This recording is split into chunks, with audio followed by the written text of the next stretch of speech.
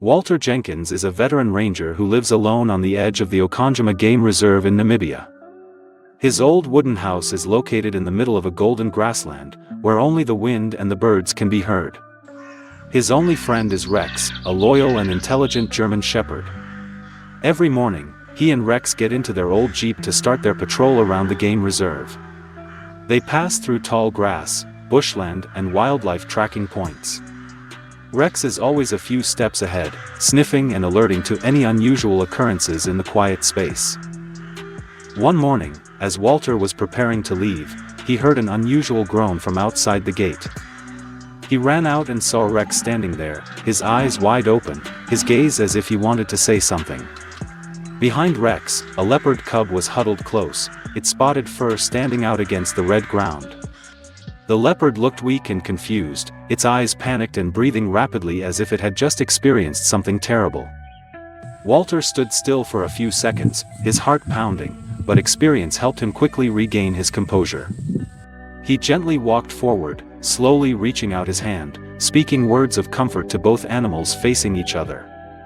Rex did not bark, just glanced at Walter, then sat down as if to say, "It needs our help." Walter stepped back, went into the house to get a piece of fresh meat, then came back out and placed it in front of the leopard cub. The leopard sniffed timidly, then began to eat each bite, still glancing around anxiously. He sat next to him, stroking Rex's head, and whispered, "You're a great friend." The little leopard gradually calmed down, ate most of the meat, and began to stretch its legs and sit down. Walter knew that this was not a wild leopard on the prowl, but a creature in need of love. He guessed that it had lost its mother, and Rex had probably smelled it and brought it back. Without much hesitation, he decided to take them both to the sanctuary's operations center. In the car, the leopard curled up in the back seat, while Rex sat next to it like a protective older brother. Walter stopped the car in front of the Okonjoma Sanctuary's rescue center, which specialized in caring for injured wild animals. A veterinarian named Ethan Muller stepped out, surprised to see a leopard cub standing next to Rex the dog. "Where did you find it?" Ethan asked as he put on gloves and approached the leopard to examine it. Walter recounted the whole incident, from Rex's groans to his pleading eyes. Ethan examined every detail, no injuries, just dehydration and fatigue. "Physically fine, just mentally unstable," he concluded, looking at the leopard lying close to Rex's feet. The rangers at the center discussed the possibility of releasing it or putting it in quarantine. But Walter suggested another solution: "Let me take it home and care for it until its mother shows up." Everyone hesitated, but then Ethan nodded, "If anyone has enough experience, it's you." The leopard was recorded in the file and named Milo, a name that means "little soldier." Walter signed a commitment paper, accepting the responsibility of raising Milo with regular supervision from the center. They prepared some specialized food and supplements, and gave them to Walter to take home.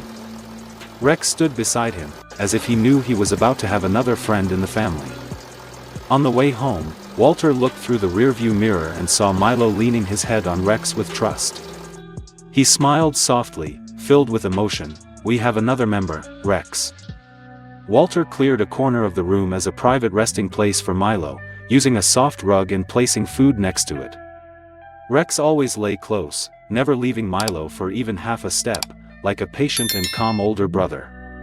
The first day, Milo was still scared, but Rex reassured him and gradually opened up to the new world. Walter fed the two animals at the same time, divided the meat equally with his hands, and taught Milo not to take Rex's share. Milo learned very quickly, behaving politely as if he understood the rules in the small house in the middle of the grassland. On sunny afternoons, Rex and Milo played together under the shade of the trees, biting each other's tails and chasing each other. Walter sat on a wooden chair, watching the scene and couldn't help but feel moved to tears. Every night, the two animals slept next to each other, breathing evenly, their bodies curled up like two children. Milo grew rapidly, his fur became increasingly shiny, his body strong and flexible. Walter regularly recorded Milo's development to report to the reserve. He taught Milo simple commands, like, stop, back, and he seemed to understand. Rex patiently shared everything with Milo, his water bowl, his meat, and even his nap space.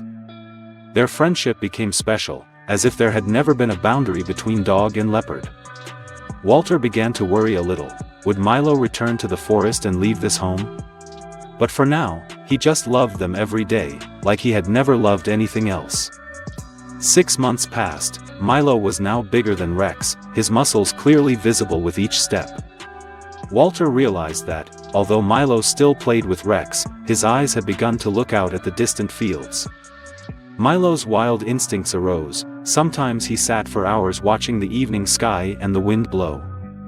Milo's mother still did not appear, and all efforts to track her were fruitless. Walter knew he couldn't keep Milo forever, even though his heart was choking at the thought of parting. He called Ethan, explained the situation and his growing anxiety. Ethan and the Rangers came to the house, checked Milo, and agreed to take him to the reserve. They prepared a semi-wild enclosure, with natural barriers and surveillance cameras.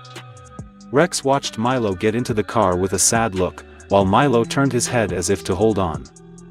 Walter bent down and patted Rex's head. We did the right thing, didn't we? The car rolled, taking Milo away from the familiar porch to return to the world he belonged to.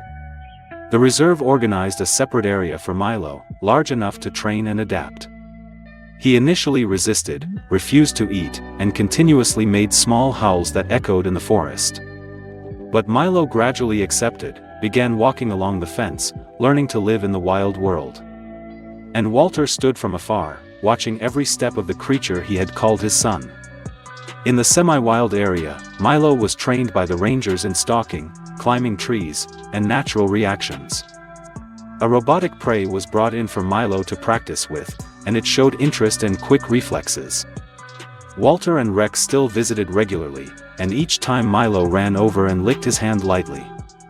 Rex and Milo rolled around on the grass playing like before, despite the changes that time had made to both of them. Walter sometimes brought a piece of fresh meat, and Milo always ate it with all his gratitude. The Rangers said that Milo was making rapid progress, and if he maintained well, he would be released back into the wild. Walter didn't say much, just smiled, but his eyes were always red every time he left.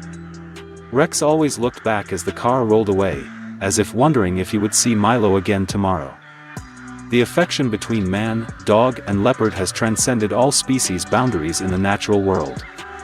It is a testament to the pure love and empathy between seemingly distant souls. Even though one day Milo returns to the deep forest, the memory of that small roof will always be in him. Walter and Rex still live in the golden fields, keeping their faith in the wonders of nature. Their friendship will always be a gentle symphony between man and the wild world.